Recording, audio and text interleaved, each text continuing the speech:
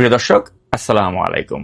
আজকে শুরুতেই যে এই ভিডিওটি আপনাদের উদ্দেশ্যে আমি প্লে করলাম, আপনাদের মনে নিশ্চয়ই অনেক প্রশ্ন জেগেছে যে এই ভিডিওটি আসলে কোন প্রেক্ষাপটে আমি প্লে করলাম।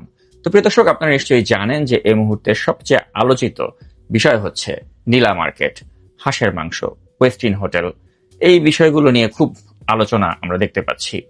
তো এখন এই বিষয়টা নিয়ে একটু অনুসন্ধান করতে গিয়ে আমি এই ভিডিওটি পেয়েছি। অর্থাৎ এই ভিডিওটি হচ্ছে মূলত আসিফ মাহমুদ সজীব ভুঁইয়া উপদেষ্টার দায়িত্বে যিনি রয়েছেন ব্যাপী, সেখানে গানের আসরে এভাবে গান হয়, গান বাজনা হয়, এবং এরপরে যেটা হয় আর কি, যে গানের পরে তারা সেখানে গাঁজা এবং ফেন্সিডিলের আসর বসান, এবং গাঁজা এবং ফেন্সিডিল খাওয়ার পরে তাদের একটা ক্রেভিং হয় ঝাল কিছু খাওয়ার, এবং সেই ঝাল কিছু খাওয়ার জন্যই তারা মূলত নীলা মার্কেটে চলে যান অথবা তারা ওয়েস্ট ইনে চলে যান। তো এই হচ্ছে আমার সূত্র থেকে পাওয়া নিশ্চিত তথ্য। তো এখন আপনাদের মনে প্রশ্ন জাগতে পারে যে আসলে এই ভিডিওটি আসলে কোথায়। তো আমি আপনাদেরকে যেটা জানাতে চাই সেটা হচ্ছে যে বাসাটি পেয়েছেন সেই বাসার আঙিনাতে এই ভিডিওটি ধারণ করা হয়েছে, এবং এখানে আপনারা দেখতে পাচ্ছেন যে বৈষম্য বিরোধী যাচ্ছে না, তবে কিছু গুড নিউজ অবশ্যই আছে, যে আমাদের সকলের কাছেই যিনি আন্দোলনের একজন হিরো হিসেবে পরিচিত নাহিদ ইসলাম, তিনি কখনোই এ ধরনের বাজে আসরে তিনি থাকেন না। তিনি ডিনার শেষ করেই তার যে বাইক রয়েছে সে বাইকে করে তিনি চলে যান। পাশাপাশি এনসিপির আক্তার হোসেন, যাকে আমি খুবই ব্যক্তিগতভাবে পছন্দ করি, একজন ভালো মানুষ, তিনিও কখনো এ ধরনের পার্টিতে শরিক হন না। কিন্তু এই পার্টিগুলোতে অত্যন্ত অবাক করার বিষয় হচ্ছে তাসনিম জারা তার হাজব্যান্ড সহ তিনি হাজির হন, এবং তার সামনেই এখানে যেভাবে ফেন্সিডিলের আসর বসে, বা তার সামনেই এখানে যে গাজার আসর বসে, তিনি একজন ডাক্তার হয়ে এটা টলারেট করেন বা তাদেরকে স্বাস্থ্য ঝুঁকির বিষয়ে কিছু যে বলেন না, এটা আমি জানতে পেরে আসলে বেশ খানিকটা অবাগী হয়েছি। তো প্রিয় দর্শক, এখন প্রশ্ন রাখতে পারে যে একজন উপদেষ্টার দায়িত্বে থাকা, তো আবার যেন তেন উপদেষ্টা নয়, আসিফ মাহমুদ সজীব ভুঁইয়া তিনি কিন্তু বেশ কিছু গুরুত্বপূর্ণ মন্ত্রণালয়ের দায়িত্বে রয়েছেন। তিনি স্থানীয় সরকার, পল্লী উন্নয়ন ও সমবায় মন্ত্রণালয়ের দায়িত্বে রয়েছেন, পাশাপাশি যুব ও ক্রীড়া মন্ত্রণালয়ের মতো গুরুত্বপূর্ণ মন্ত্রণালয়ের দায়িত্বে রয়েছেন। তো এই ধরনের গুরুত্বপূর্ণ মন্ত্রণালয়ের দায়িত্বে থাকা একজন মানুষ তিনি যখন এভাবে রাত ৩টা বা ৪টা পর্যন্ত তিনি পার্টি করেন, তখন স্বাভাবিকভাবে কিন্তু আমরা বুঝতে পারি যে তার পক্ষে সকালবেলা অফিসে অর্থাৎ সচিবালয়ে যাওয়াটা কিন্তু পসিবল না। তো আমার সূত্র থেকে আমি এটাও নিশ্চিত হয়েছি যে তিনি কিন্তু আসলে সচিবালয়ে বা তার যে অফিস সেখানে তিনি ৩টা বা ৪টার পরে তিনি হরহামেশাই উপস্থিত হন, কারণ এত দীর্ঘ সময় যেহেতু তিনি রাত জেগে থাকেন। তো এখন আমি যে চাঞ্চল্যকর এই ভিডিও ক্লিপটি প্লে করলাম বা এই যে চাঞ্চল্যকর কিছু তথ্য দিলাম, আমি নিশ্চিত প্রিয় দর্শক যে এখন এটা নিয়ে তারা ডিনায়াল যে একটা সিনড্রোমে রয়েছে, ওই বাসার সরকারি বাসার যে গার্ড যারা রয়েছেন তারা কিন্তু অত্যন্ত বিরক্ত, কারণ তারা রাতে ঠিক মতো ঘুমাতে পারছে না। এ ধরনের এই যে আয়োজন চলে রাত জেগে, এসব উৎসব আয়োজন, গান বাজনা বা এসব এই যে মাদকের যে আসর বসে প্রতিনিয়ত, এতে তারা কিন্তু বিরক্ত, কারণ তারাও ঘুমাতে পারছে না ঠিকমতো, তাদেরও ঘুমের ব্যাঘাত হচ্ছে। তো এখন আমি জানি যে যদি তাদেরকে এখন জিজ্ঞাসাবাদ করা হয় তারা অস্বীকার করবে যে না, এরকম কিছু তো হয় না।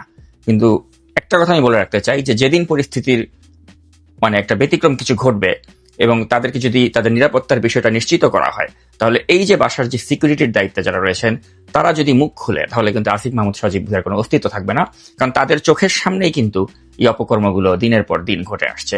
আর আমি মনে করি যে at the end of the day এই সব কিছুর দায়িত্ব কিন্তু ডক্টর মোহাম্মদ ইউনূসকে নিতে হবে, কারণ তার নিয়োগকর্তা, তার তথাকথিত নিয়োগকর্তার দায়িত্বে থাকা এই বাচ্চা কাচ্চা ছেলেগুলো যাদের এখন ইউনিভার্সিটিতে পড়াশোনা করার কথা, তারা এখন পড়াশোনা না করে তারা এই যে একটা দেশ পরিচালনার দায়িত্ব পেয়েছে, এবং তারা যা ইচ্ছা তাই ছেলে খেলা করছে, এবং তারা এরকম গুরুত্বপূর্ণ মন্ত্রণালয়ের দায়িত্ব পাওয়া ব্যক্তি হয়ে এভাবে রাত বিরেতে তারা যে পার্টি করছে, নীলা মার্কেটে ওয়েস্টিনে যাচ্ছে রাতের আধারে, তো এগুলো আসলে কিন্তু খুবই দৃষ্টিকটু।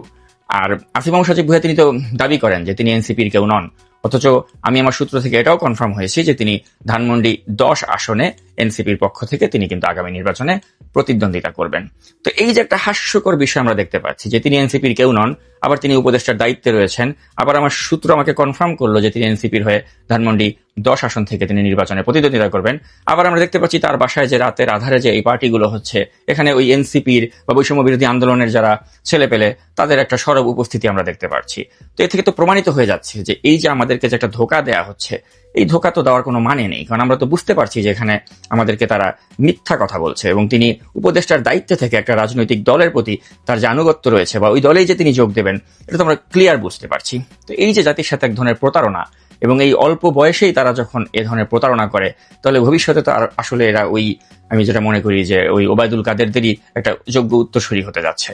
তো প্রিয় দর্শক, আমি মনে করি যে এই যে একটা বাজে সময় আমরা পার করছি, যেখানে যাদেরকে আমরা একসময় আমাদের হিরো মনে করেছিলাম, তাদের যে একের পর এসব থলের বিড়াল বের হয়ে আসছে, এটা আসলে আমাদেরকে খুবই লজ্জা দেয়। এবং আমরা মনে করি যে ডক্টর মোহাম্মদ ইউনূসেরও লজ্জিত হওয়া উচিত, যেই ছেলে পেলেগুলোকে তিনি নিজ হাতে ধ্বংস করেছেন। আর আসিফ মাহমুদ সজীব ভুঁইয়ার এই যে একের পর এক থলের বেড়াল বের হচ্ছে, তারপরেও যে তার বিরুদ্ধে কোনো ব্যবস্থা নেওয়া হচ্ছে না, এবং একজন উপদেষ্টার দায়িত্বে থাকার পরেও তিনি যে তার সরকারি বাসায় রাতের বেলা যেভাবে গান বাজনার আয়োজন করছেন, তার সরকারি বাসাতে তিনি যে মাদকের আসর বসাচ্ছেন, এগুলোর জন্য কোনো জবাবদিহিতা নেই। এবং তার বাসার যারা সিকিউরিটি গার্ড রয়েছেন, তাদেরকে জিজ্ঞাসাবাদ করলেই কিন্তু সবকিছু বের হয়ে আসবে। এবং তাদেরকে যদি নিরাপত্তা দেওয়া হয়, আমি আবারও চ্যালেঞ্জ দিয়ে বলছি, তারাই কিন্তু মুখ খুলে সব ফাঁস করে দেবে। তো প্রিয় দর্শক, আমি আর এই ভিডিওটি লম্বা করব না, আমি শুধু এতটুকুই বলবো যে যা কিছু দেখছি, এগুলো দেখে যেন অনেকটা সয়ে যাচ্ছে যে আসিফ মাহমুদ সজীব ভুঁইয়ার বিরুদ্ধে যত কিছুই আসুক না কেন, দিন শেষে ডক্টর ইউনূস তার নিয়োগকর্তার বিরুদ্ধে হয়তো কোনো ব্যবস্থাই গ্রহণ করবেন না। ততক্ষণ আমার সাথে থাকার জন্য অসংখ্য ধন্যবাদ জানিয়ে ভিডিওটি এখানেই শেষ করছি। আল্লাহ হাফেজ।